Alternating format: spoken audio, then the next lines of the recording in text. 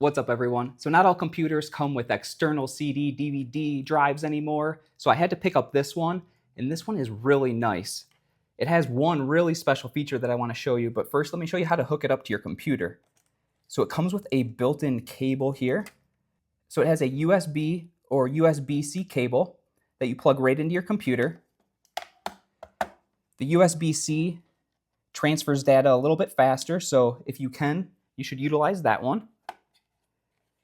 So then after that, it's really easy. Just that open and shut button right there. Slide your CD or DVD right in, and this thing works great. So it plays DVDs and CDs really well. It also does a great job at burning data onto a CD or DVD. And the really special feature I wanted to show you is the back right here. Now this has all these special ports in the back that you can connect right into here and then transfer your data to your computer through this. So this is really cool. It has USB to USB-C ports, has a SD and a micro SD card as well. So you can transfer your data easily through this, and it works great.